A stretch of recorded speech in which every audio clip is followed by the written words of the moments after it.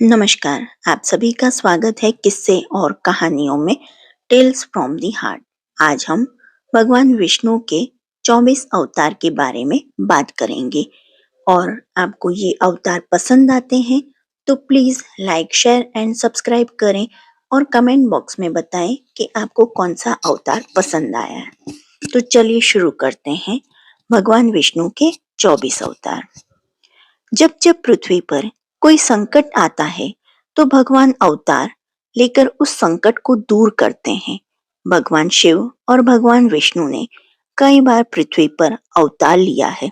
भगवान विष्णु के 24वें अवतार के बारे में कहा जाता है कि कल्कि अवतार के रूप में उनका आना सुनिश्चित है। इन 24 अवतार में से 10 अवतार विष्णु जी के मुख्य अवतार माने जाते हैं। यह है मत्स्य अवतार, कूर्म अवतार, वराह अवतार, नरसिंह अवतार, वामन अवतार, परशुराम अवतार, राम अवतार, कृष्ण अवतार, बुद्ध अवतार, कल्कि अवतार। आइए इन अवतारों के बारे में विस्तार से जानते हैं। पहला, श्री सनकादिक मुनि। धर्म ग्रंथों के अनुसार सृष्टि के आरंभ में लोग पितामह ब्रह्मा ने अनेक लोगों की रचना करने की इच्छा से घोर तपस्या की।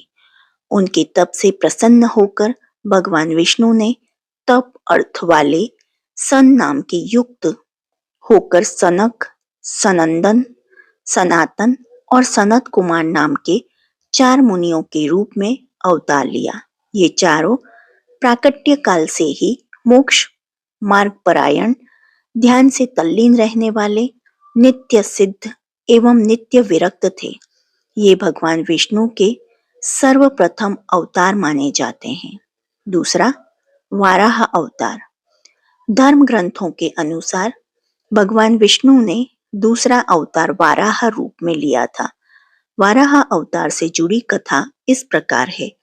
पुरातन समय में दैत्य हिरण्याक्ष ने जब पृथ्वी को ले जाकर समुद्र में छिपा दिया, तब ब्रह्मा की नाक से भगवान विष्णु वराह रूप में प्रकट हुए। भगवान विष्णु के इस रूप को देखकर सभी देवताओं व ऋषि मुनियों ने उनकी स्तुति की। सबके आग्रह पर भगवान वराह ने पृथ्वी पर को ढूंढना प्रारंभ किया। अपनी थुथनी की सहायता से उन्होंने पृथ्वी का पता लगा लिया और समुद्र के अंदर जाकर अपने दांतों पर रखकर वे पृथ्वी को बाहर ले आए। जब हिरण्याक्ष दैत्य ने यह देखा तो उसने भगवान विष्णु के वराह रूप को युद्ध के लिए ललकारा। दोनों में भीषण युद्ध हुआ। अंत में भगवान वराह ने हिरण्याक्ष का वध कर दिया। इसके बाद भगवान वराह ने अपने खुरों से जल को स्तंभित कर उस पर पृथ्वी को स्थापित कर दिया। तीसरा अवतार है नारद अवतार। धर्म ग्रंथों के अनुसार देवर्षि नारद भी भगवान विष्णु के ही अवतार हैं। शास्त्रों के अनुसार नारद मुनि ब्रह्मा के 7 मानस पुत्रों में से एक हैं। उन्होंने कठिन तपस्या से देवर्षि पद प्राप्त किया है। वे भगवान विष्णु के अनन्य भक्तों में से एक माने जाते हैं। देवर्षि नारद धर्म के प्रचार तथा लोक कल्याण के लिए हमेशा प्रयत्नशील रहते हैं।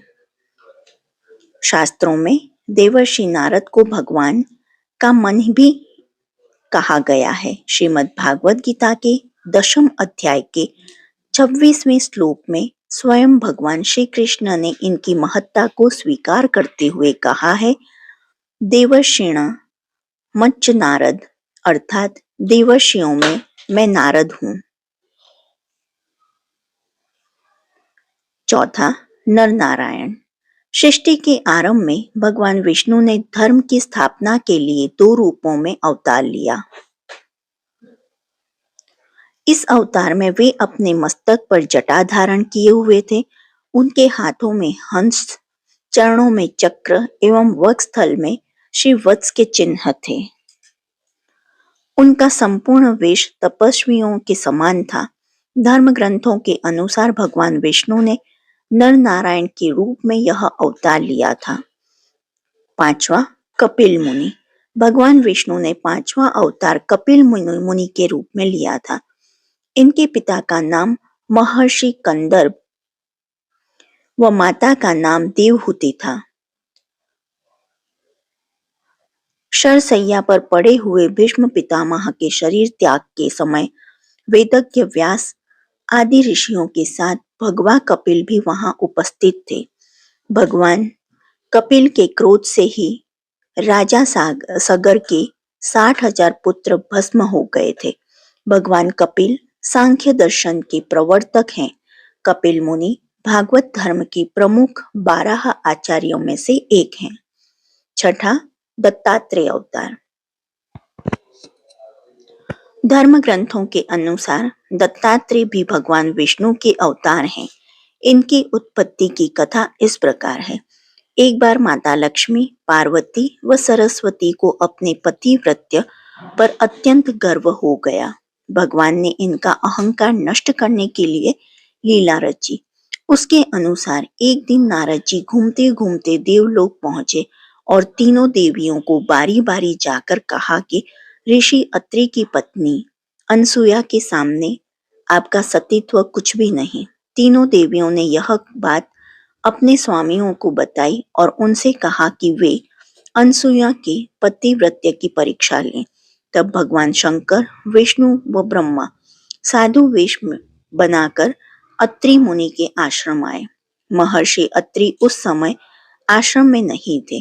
तीनों ने देवी अनसुया से भिक्षा मांगी, मगर यह भी कहा कि आपको निर्वस्त्र होकर हमें भिक्षा देनी होगी। अनसुया पहले तो यह सुनकर चौंक गई, लेकिन फिर साधुओं का अपमान न हो इस डर से उन्होंने अपने पति का स्मरण किया और बोला कि यदि मेरा पतिव्रत्य धर्म सत्य है तो ये तीनों साधु 6 मास के शिशु हो जाएं। ऐसा बोलते ही त्रिदेव शिशु होकर रोने लगे। तब अनसुया ने माता बनकर उन्हें गोद में लेकर स्तनपान कराया और पालने में झुलाने लगी। तब तीनों देव अपने स्थान पर नहीं लौटे तो देवियां व्याकुल हो गई। तब नारद ने वहां आकर सारी बात बताई। तीनों देवियां अनसुया के पास आई और क्षमा मांगी।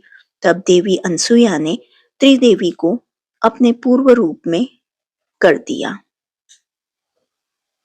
प्रसन्न होकर त्रिदेव ने उन्हें वरदान दिया कि हम तीनों अपने अंश से तुम्हारे गर्भ से पुत्र रूप में जन्म लेंगे। तब ब्रह्मा के अंश से चंद्रमा, शंकर के अंश से दुर्वासा और विष्णु के अंश से दत्तात्रेय का जन्म हुआ। यज्ञ, 7वां अवतार है यज्ञ। भगवान विष्णु के 7वें अवतार का नाम यज्ञ है। धर्म ग्रंथों के अनुसार भगवान यज्ञ का जन्म स्वयंभू मनवंतर में हुआ था। स्वयंभू मनु की पत्नी शत्रुपा के गर्भ से आकृति का जन्म हुआ। वे रुचि प्रजापति की पत्नी हुई। इन्हीं आकृति के यहाँ भगवान विष्णु सुयज्ञ नाम से अवतरित हुए। भगवान यज्ञ के उनकी धर्मपत्नी दक्षिणा से अत्यंत तेजस्वी 12 पुत्र उत्पन्न हुए। वे ही स्वयंभू मनवंतर में याम नामक 12 देवता कहलाए। 8. भगवान ऋषभ देव। भगवान विष्णु ने ऋषभ देव के रूप में 8वां अवतार लिया। धर्म ग्रंथों के अनुसार महाराज नाभि की कोई संतान नहीं थी। इस कारण उन्होंने अपनी धर्म पत्नी मेरु देवी के साथ पुत्र की कामना से यज्ञ किया। यज्ञ से प्रसन्न होकर भगवान विष्णु स्वयं प्रकट हुए और उन्होंने महाराज नाभि को वरदान दिया कि मैं ही तुम्हारे यहाँ पुत्र रूप में जन्म लूंगा। वरदान स्वरूप कुछ समय बाद भगवान विष्णु महाराज नाभि के यहाँ पुत्र रूप में जन्मे। पुत्र के अत्यंत सुंदर सुगठित शरीर, कीर्ति, तेल, बल, ऐश्वर्य, यश, पराक्रम और शूरवीरता आदि गुणों को देखकर महाराज नाभि ने उसका नाम ऋषभ यानी श्रेष्ठ रखा। अगला अवतार है 9वां अवतार आदिराज पृथु। भगवान विष्णु के एक अवतार का नाम आदिराज पृथु है। धर्म ग्रंथों के अनुसार स्वयंभू मनु के वंश में अंग नामक प्रजापति का विवाह मृत्यु की मानसिक पुत्री सुनीता के साथ हुआ। उनके यहाँ वेन नामक पुत्र हुआ। उसने भगवान को मानने में से इनकार कर दिया और स्वयं की पूजा करने के लिए कहा। तब महर्षियों ने मंत्रपुत कुशों से उसका वध कर दिया। तब महर्षियों ने पुत्रहीन राजा वेन की भुजाओं का मंथन किया, जिससे पृथु नाम पुत्र उत्पन्न हुआ। पृथु के दाहिने हाथ में चक्र और चरणों के कमल का चिन्ह देखकर ऋषियों ने बताया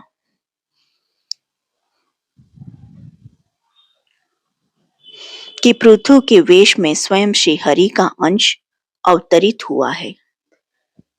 श्री विष्णु का अगला अवतार 10वां अवतार जो कि मत्स्य अवतार है। पुराणों के अनुसार भगवान विष्णु ने सृष्टि को प्रलय से बचाने के लिए मत्स्य अवतार लिया था। इसकी कथा इस प्रकार है। कृत युग के आदि में राजा सत्यव्रत हुए। राजा सत्यव्रत एक दिन नदी में स्नान कर जलांजलि दे रहे थे। अचानक उनकी अंजलि में एक छोटी सी मछली आई। उन्होंने देखा तो सोचा वापस सागर में डाल दूं, लेकिन उस मछली ने बोला, आप मुझे सागर में मत डालिए, अन्यथा बड़ी मछलियां मुझे खा जाएंगी। तब राजा सत्यव्रत ने मछली को अपने कमंडल में रख लिया। मछली और बड़ी हो गई और राजा ने उसे अपने सरोवर में रखा। तब देखते ही देखते मछली और बड़ी हो गई। राजा को समझ आ गया कि यह कोई साधारण जीव नहीं है। राजा ने मछली से वास्तविक स्वरूप में आने की प्रार्थना की। राजा की प्रार्थना सुन साक्षात 4 भुजाधारी भगवान विष्णु प्रकट हो गए। उन्होंने कहा कि ये मेरा मत्स्य अवतार है। भगवान ने सत्यव्रत से कहा, सुनो राजा सत्यव्रत, आज से 7 दिन बाद प्रलय होगी। तब मेरी प्रेरणा से एक विशाल नाव तुम्हारे पास आएगी। तुम सप्तऋषियों, औषधियों, बीजों व प्राणियों के सूक्ष्म शरीर को लेकर उसमें बैठ जाना। जब तुम्हारी नाव डगमगाने लगेगी, तब मैं मत्स्य रूप में तुम्हारे पास आऊंगा। उस समय तुम वासुकी नाग के द्वारा उस नाव को मेरे सींग से बांध देना। उस समय प्रश्न पूछने पर मैं तुम्हें उत्तर दूंगा, जिससे मेरी महिमा, जो परम ब्रह्म नाम से विख्यात है, तुम्हारे हृदय में प्रकट हो जाएगी। तब समय आने पर मत्स्य रूपधारी भगवान विष्णु ने राजा सत्यव्रत को तत्व ज्ञान का उपदेश दिया, जो मत्स्य पुराण नाम से प्रसिद्ध है। 11वां कूर्म अवतार। धर्म ग्रंथों के अनुसार भगवान विष्णु ने कूर्म कछुए का अवतार लेकर समुद्र मंथन में सहायता की थी। भगवान विष्णु के कूर्म अवतार को कच्छप अवतार भी कहते हैं। इसकी कथा इस प्रकार है। एक बार महर्षि दुर्वासा ने देवताओं के राजा इंद्र को श्राप देकर श्रीहीन कर दिया। इंद्र पर भगवान विष्णु के पास गए तो उन्होंने समुद्र मंथन करने के लिए कहा। जब इंद्र भगवान विष्णु के कहे अनुसार दैत्यों व देवताओं के साथ मिलकर समुद्र मंथन करने के लिए तैयार हो गए। समुद्र मंथन करने के लिए मंदराचल पर्वत को मथानी एवं नागराज वासुकी को नेति बनाया गया। देवताओं और दैत्यों ने अपना मतभेद भुलाकर मंदराचल को उखाड़ा और उसे समुद्र की ओर ले चले, लेकिन वे उसे अधिक दूर तक नहीं ले जा सके। तब भगवान विष्णु ने मंदराचल को समुद्र तट पर रख दिया। देवता और दैत्यों ने मंदराचल को समुद्र में डालकर नागराज वासुकी को नेति बनाया, किंतु मंदराचल के नीचे कोई आधार नहीं होने के कारण वह समुद्र में डूबने लगा। यह देखकर भगवान विष्णु विशाल कूर्म कछुए का रूप धारण कर समुद्र में मंदराचल के आधार बन गए। भगवान कूर्म की विशाल पीठ पर मंदराचल तेजी से घूमने लगा और इस प्रकार समुद्र मंथन संपन्न हुआ। भगवान धन्वंतरी 12वां रूप है भगवान धन्वंतरी का। धर्म ग्रंथों के अनुसार जब देवताओं व दैत्यों ने मिलकर समुद्र मंथन किया तो उसमें से सबसे पहले भयंकर विष निकला, जिसे भगवान शिव ने पी लिया। इसके बाद समुद्र मंथन से उच्चेश्रवा घोड़ा, देवी लक्ष्मी, ऐरावत हाथी, कल्पवृक्ष, अप्सराएं और भी बहुत से रत्न निकले। सबसे अंत में भगवान धन्वंतरी अमृत कलश लेकर प्रकट हुए। यही धन्वंतरी भगवान विष्णु के अवतार माने गए हैं। इन्हें औषधियों का स्वामी भी माना गया है। भगवान विष्णु का 13वां अवतार मोहिनी अवतार। धर्म ग्रंथों के अनुसार समुद्र मंथन के दौरान सबसे अंत में धन्वंतरी अमृत कलश लेकर निकले। जैसे ही अमृत मिला, अनुशासन भंग हुआ। देवताओं ने कहा, हम ले लें। दैत्यों ने कहा, हम ले लें। इसी खींचतानी में इंद्र का पुत्र जयंत अमृत कुंभ लेकर भाग गया। सारे दैत्य व देवता भी उसके पीछे भागे। असुरों व देवताओं में भयंकर मार काट मच गई। देवता परेशान होकर भगवान विष्णु के पास गए। तब भगवान विष्णु ने मोहिनी अवतार लिया। भगवान ने मोहिनी रूप को सबको मोहित कर दिया। मोहिनी ने देवता व असुर की बात सुनी और कहा कि यह अमृत कलश मुझे दे दीजिए, तो मैं बारी बारी से देवता व असुर को अमृत का पान करा दूंगी। दोनों मान गए। देवता एक तरफ और असुर दूसरी तरफ बैठ गए। फिर मोहिनी रूप धरे भगवान विष्णु ने मधुर गान गाते हुए तथा नृत्य करते हुए देवता व असुरों को अमृत पान कराना प्रारंभ किया। वास्तविकता में मोहिनी अमृतपान तो सिर्फ देवताओं को ही करा रही थी, जबकि असुर समझ रहे थे कि वे भी अमृत पी रहे हैं। इस प्रकार भगवान ने मोहिनी अवतार लेकर देवताओं का भला किया। 14वां अवतार भगवान नरसिंह। भगवान विष्णु ने नरसिंह अवतार लेकर दैत्यों के राजा हिरण्यकश्यप का वध किया था। इस अवतार की कथा इस प्रकार है। धर्म ग्रंथों के अनुसार दैत्यों का राजा हिरण्यकश्यप स्वयं को भगवान से भी अधिक बलवान मानता था। उसे मनुष्य, देवता, पक्षी, पशु न दिन में न रात में, न धरती पर न आकाश में, न अस्त्र से न शस्त्र से मरने का वरदान प्राप्त था।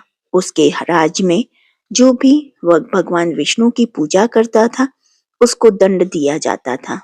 उसके पुत्र का नाम प्रह्लाद था। प्रह्लाद बचपन से ही प्रह्लाद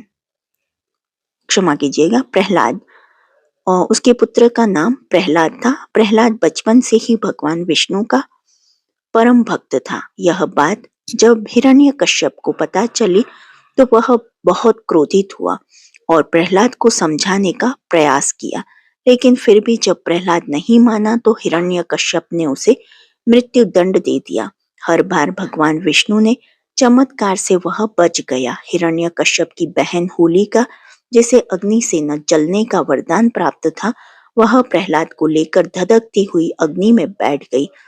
तभी भगवान विष्णु की कृपा से प्रह्लाद बच गया और होलिका जल गई। तब हिरण्यकश्यप स्वयं प्रह्लाद को मारने ही वाला था। तब भगवान विष्णु नरसिंह का अवतार लेकर खंबे से प्रकट हुए और उन्होंने अपने नाखूनों से हिरण्यकश्यप का वध कर दिया। विष्णु जी का 15वां अवतार वामन अवतार।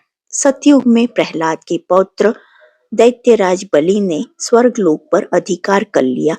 सभी देवता इस विपत्ति से बचने के लिए भगवान विष्णु के पास गए।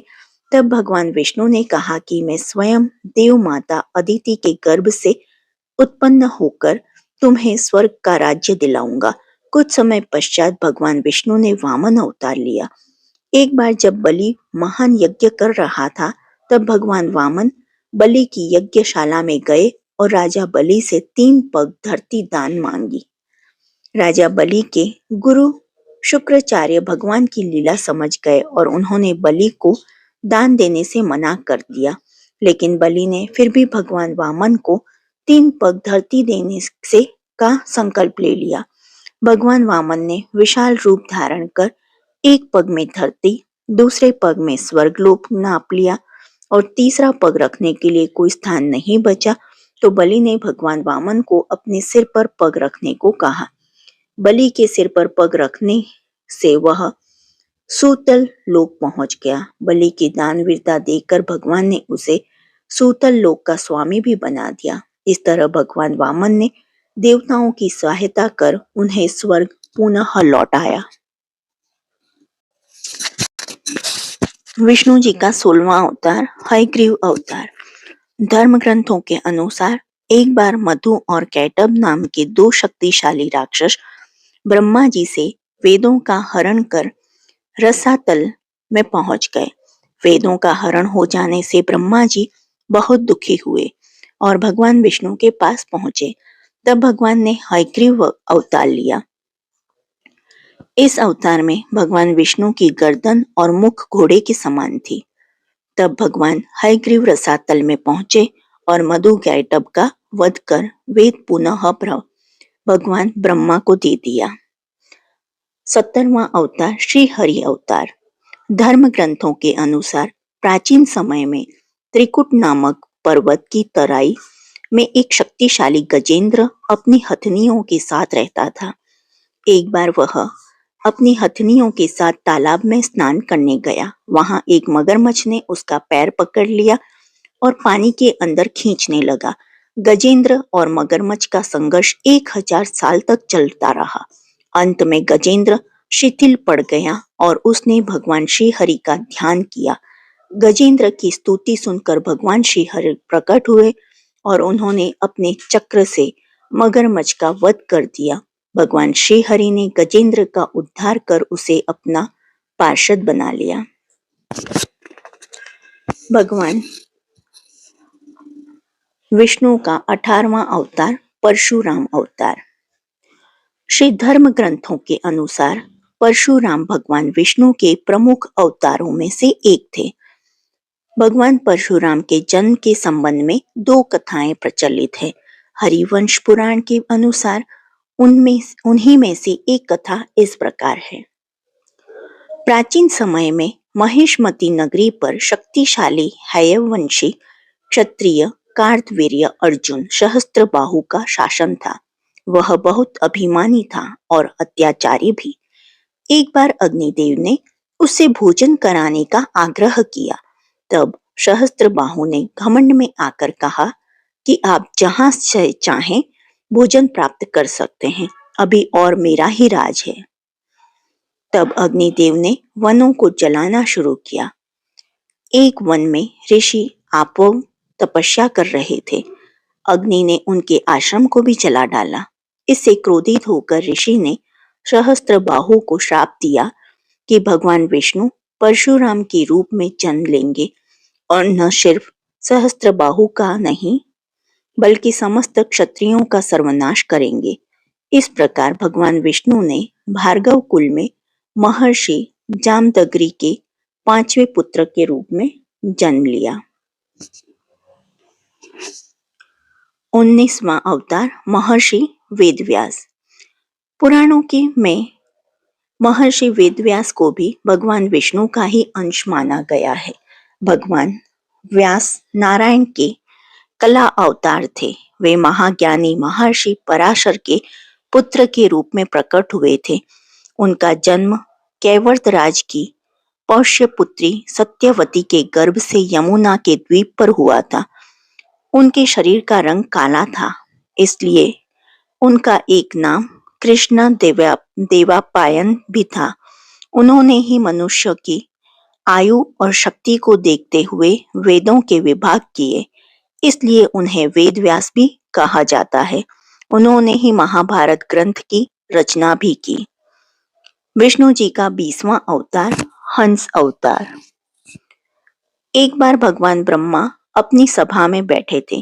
तभी वहां उनके मानस पुत्र सनकादिक पहुंचे और भगवान ब्रह्मा से मनुष्य के मोक्ष के संबंध में चर्चा करने लगे। तभी वहां भगवान विष्णु महाहंस के रूप में प्रकट हुए और उन्होंने सनकादिक मुनियों के संदेह का निवारण किया। इसके बाद सभी ने भगवान हंस की पूजा की। इसके बाद महाहंस रूपधारी श्री भगवान अदृश्य होकर अपने पवित्र धाम चले गए। 21वां श्री राम अवतार। त्रेता युग में राक्षस राज रावण का बहुत आतंक था। उससे देवता भी डरते थे। उसके वध के लिए भगवान विष्णु ने राजा दशरथ की यहाँ माता कौशल्या के गर्भ से पुत्र के रूप में जन्म लिया। इस अवतार में भगवान विष्णु ने अनेक राक्षसों का वध किया और मर्यादा का पालन करते हुए अपना जीवन यापन किया। पिता के कहने पर वनवास गए। वनवास भोगते समय राक्षस रावण उनकी पत्नी सीता का हरण कर ले गया। सीता की खोज में भगवान लंका पहुंचे। वहां भगवान श्री राम और रावण का घोर युद्ध, जिसमें रावण मारा गया। इस प्रकार भगवान विष्णु ने राम अवतार लेकर देवताओं को भयमुक्त किया। श्री विष्णु का 22वां अवतार श्री कृष्ण अवतार। द्वापर युग में भगवान विष्णु ने श्री कृष्ण अवतार लेकर अधर्मियों का नाश किया। भगवान श्री कृष्ण का जन्म कारागार में हुआ था। इनके पिता का नाम वसुदेव और माता का नाम देवकी था। भगवान श्री कृष्ण ने इस अवतार में अनेक चमत्कार किए और दुष्टों का सर्वनाश किया। कंस का वध भी भगवान श्री कृष्ण ने ही किया। महाभारत के युद्ध में अर्जुन सारथी बने और दुनिया को गीता का ज्ञान दिया। धर्मराज युधिष्ठिर को राजा बनाकर धर्म की स्थापना की। भगवान विष्णु का ये अवतार सभी अवतारों में सबसे श्रेष्ठ माना जाता है। विष्णु जी का 23वां अवतार बुद्ध अवतार। धर्म ग्रंथों के अनुसार बौद्ध धर्म के प्रवर्तक गौतम बुद्ध भी भगवान विष्णु के ही अवतार थे, परंतु पुराणों में वर्णित भगवान बुद्ध देव का जन्म गया के समीप कीकट में हुआ। बताया गया कि उनके पिता का नाम अजन बताया गया है। यह प्रसंग पुराण वर्णित बुद्धावतार का ही है। एक समय दैत्यों की शक्ति बहुत बढ़ गई। देवता भी उनके भय से भागने लगे। राज्य की कामना से दैत्यों ने देवराज इंद्र से पूछा कि हमारा साम्राज्य स्थिर रहे, इसका क्या उपाय है। तब इंद्र ने शुद्ध भाव से बताया कि सुस्थिर शासन के लिए यज्ञ एवं वेद विहित आचरण आवश्यक है। तब दैत्य वैदिक आचरण एवं महायज्ञ करने लगे, जिससे उनकी शक्ति और बढ़ने लगी। तब सभी देवता भगवान विष्णु के पास गए।